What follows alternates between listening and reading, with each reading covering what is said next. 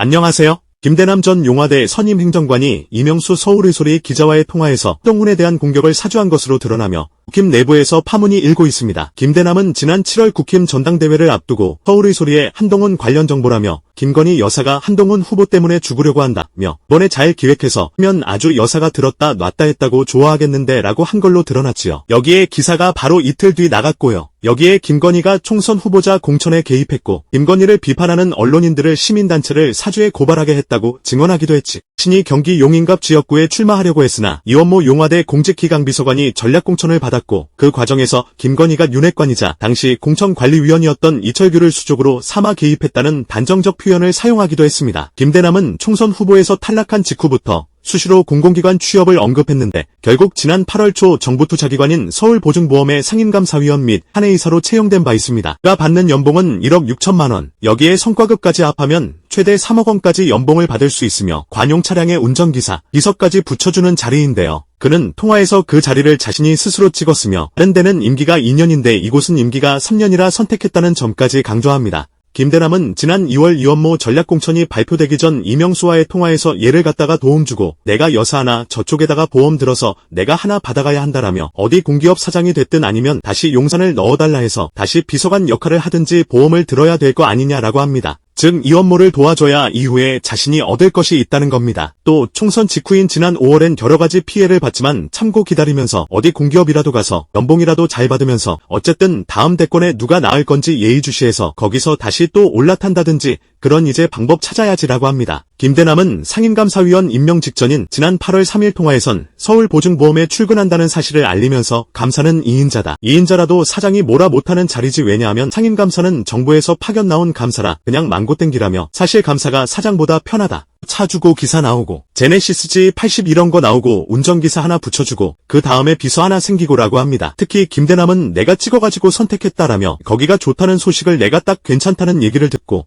왜냐하면 다른 데는 2년인데 일단 3년이니까 3년이면 우리 정부 있을 때까지 다 있는 것이라고 강조합니다. 이런 망고땡 자리를 본인이 선택해서 앉을 수 있었다는 것은 누가 앉혀주지 않고선 절대 불가능하지 않겠습니까? 해당 녹취 파일은 한동훈 공격사주와 김건희 공천 개입은 말할 것도 없고 그가 이처럼 망고땡 자리에 채용된 점에 있어서도 파장을 낳고 있습니다. 한동훈 공격사주 파동에 대해 진상조사와 함께 배우설을 거론 중인 친한계 측에서 이에 대한 목소리를 내고 있지요. 한동훈으로부터 지명직 최고위원으로 임명된 김종혁 최고위원은 지난 1일 페이스북에서 한동훈에 대한 공작을 지시한 김대남의 배우는 누구인가? 김대남을 스스로 선택한 자리로 보내줄 정도의 막강한 실력자는 누구인가라고 짚었습니다. 국힘 전략기획부총장인 신주호 전 의원 역시 3일 CBS 김현정의 뉴스쇼에서 김대남 씨를 전 선임 행정관 하는데 선임 행정관이 아니다. 보통 우리가 대통령실 1급이 비서관이고 선임 행정관 하면 2급이고 3급이 하는 행정관이라고 그러는데 3급이었다라며 서울보증보험 여기가 연봉 3억에 기사 달린 차 나오고 여의도에선 이런 걸 꿀 빠는 자리라고 한다. 한 1급 정도 돼야지 갈만한 자리이고 3급 행정관이 갈만한 자리가 아니다라고 강조합니다. 지난 7월 15일 서울보증보험 본사에서 임원호 보추천위원회가 열렸고 그 자리에서 5분 만에 김대남은 상임감사위원으로 채용이 완료됩니다. 서울보증보험은 개인과 중소기업 등을 대상으로 하는 보험사로 준정부기관인 예금보험공사가 서울보증보험의 최대 주주입니다. 이에 따라 서울보증보험의 임원들은 주로 기획재정부나 금융위원회 등에서 일한 금융권 전문가들로 구성돼 있습니다. 그러나 김대남의 학력과 경력을 보면 토목과 건설 분야 쪽이며 금융권 관련 경력은 없습니다. 2022년 용화대 행정관 임명되기 전까지 그의 경력은 현진도시개발 대표이사, 현진에버빌 상무이사, 남아종합건설 본부장 등 건설 관련 업종이며 그의 페이스북에 소개된 이력을 보면 국힘 뉴시트 프로젝트 특위위원, 국힘 경기도당 도시개발위원장,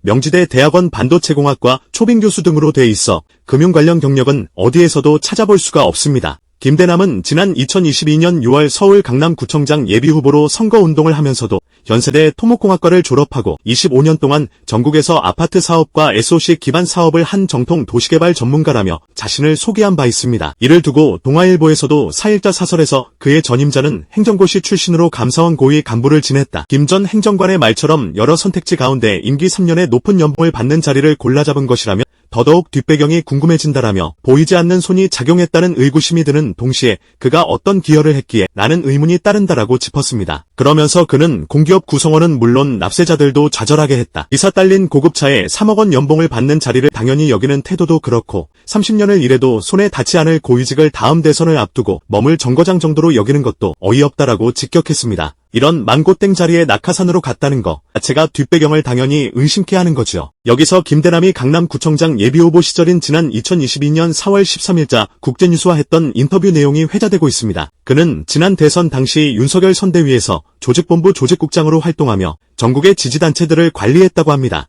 김대남은 당시 김대남 강남구청장 예비후보는 대통령 만들기 1등 공신으로 가장 힘이 있는 후보라는 세간의 평이 있는데 어떻게 생각하느냐라는 질문의 과찬이다. 전 윤석열 대통령 당선인이 우리 대한민국을 바로잡고 제대로 이끌어갈 수 있는 분이라 생각해 경선부터 본선까지 할 수 있는 한 최선을 다했다라며 다행히 제가 조직동원에 조그만 능력이 있어서 대열정을 펼칠 수 있었다. 그러다 보니 대통령 당선인이 저를 많이 신뢰하셨던 것 같다라고 합니다. 이처럼 대통령 만들기 1등 공신으로 가장 힘있는 후보라고 기자가 질문한 것을 보면 인터뷰 전 사전조사에서도 분명 김대남이 윤석열과 꽤 가까운 사람이라는 얘기가 이미 여기저기서 돌았다는 것을 짐작해 하는 것입니다. 그래서인지 김대남은 특히 그래서 지난 3월 29일엔 대통령 당선인과 2시간 동안 때라는 귀중한 기회를 얻을 수 있었다라고 강조합니다. 김대남은 또 자신의 선거 캐치프레이즈에 대해서도 힘있는 대남, 재산세 감면을 내세우며 실제로 대통령 당선인과 2시간에 걸친 독대 시간을 유일하게 가질 수 있어서 강남구의 각종 현안을 설명드릴 수 있는 좋은 기회였다라며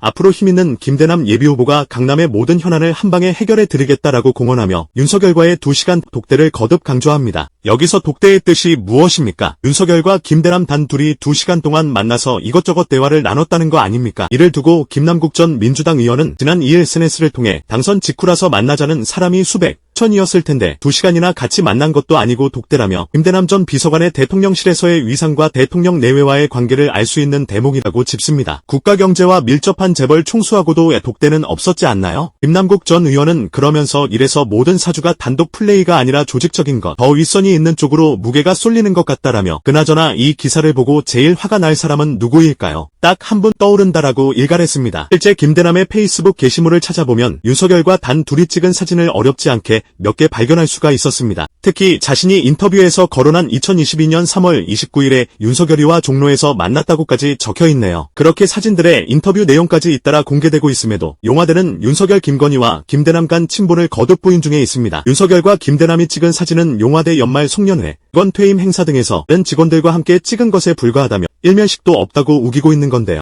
그런 사람이 자신의 전문 성과도 무관한 공기업의 망고땡 자리에 그리 쉽게 앉을 수가 있는 것일까요? 게다가 이재명과는 왜 이렇게 잣대가 차이가 납니까? 앞서 검찰은 이재명이 성남시장 재직 때 고 김문기 전 성남도시개발공사 개발 1처장이 하위 직원이라 알지 못했다고 한 점을 문제 삼아서 공직선거법을 위반했다라며 징역 2년까지 구형하지 않았습니까? 검찰은 김문기 전 처장이 이재명 당시 성남시장의 호주 뉴질랜드 출장에 동행한 점, 악어 세미나에 동석한 점 등을 들어 이재명은 12년간 김문기와 끊임없는 교유행위, 일반 직원과는 다른 특별한 교유행위를 지속했다고 우겼습니다. 성남시와 산하기관 직원 4,500여 명 중 문기 전 처장과 같은 팀장급만 600에서 700명 되는 만큼 직원 하나하나의 이름과 얼굴을 기억하기가 불가능할 텐데도 마치 엄청 친한 사이라도 된 것처럼 규정했던 것입니다. 김문기 전 처장은 문제의 그 유동규를 수행하던 직원 중 한 명이었을 뿐인데 말입니다. 이는 마치 군대에서 사단장이나 여단장에게 한참 밑에 있는 중사나 하사 한 명 잘 기억 못한다고 난리치는 격 아닙니까? 용화대 비서실 직원은 약 400여 명 정도로 알려져 있습니다. 성남시보다 조직이 더 협소하지. 그리고 김대남은 용화대 시민소통비서관 직무대리를 수개월 동안 맡았습니다. 직함은 직무대리였지만 다른 유업무와 같은 핵심 비서관들과 위치가 얼마나 차이 있는 것입니까? 그렇다면 윤석열 김대남 관계가 이재명 김문기 관계보다 훨씬 가까운 건 누가 봐도 사실 아닌가요? 그런 잣대라면 윤석열이에겐 징역 5년 구형 정도가 적절하지 않겠습니까? 윤석열이가 김건희가 구약 성경을 다 외운다고 한 것처럼 말입니다.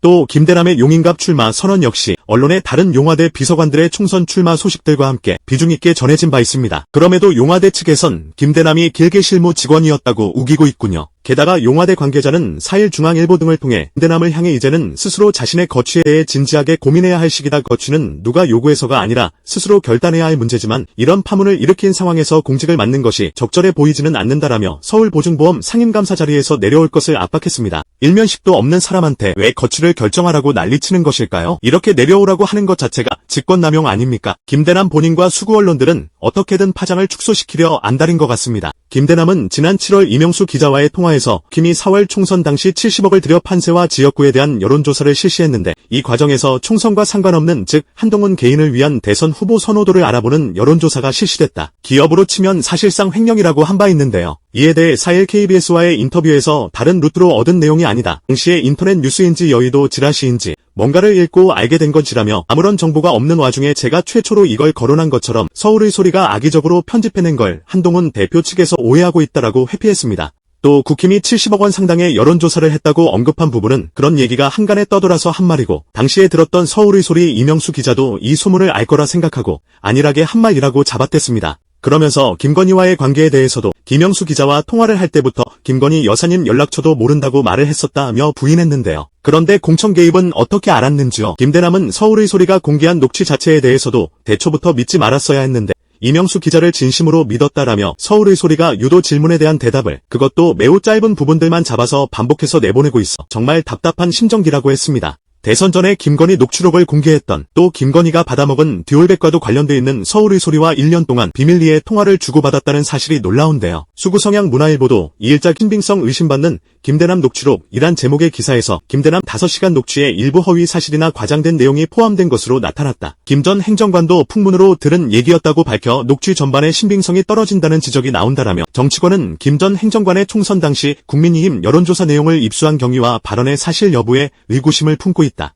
여의도연구원 여론조사 내용이 대외비인 만큼 당시 당 핵심 라인이 아니었던 김 전 행정관이 입수하기 어려울 뿐 아니라 일부 사실관계를 정확히 알지 못한 상태에서 발언했다는 것이라며 파장을 했어 축소시키고 있습니다. 그러나 지금 나온 것도 빙산의 일각 수준 아니겠습니까? 조선일보를 비롯한 수구 언론이 언제까지 쉴드 쳐줄 수 있겠습니까? 하루라도 빨리 그들의 최후를 앞당겨야 우리가 살 수 있습니다. 오늘도 감사합니다. 늘 건강하십시오.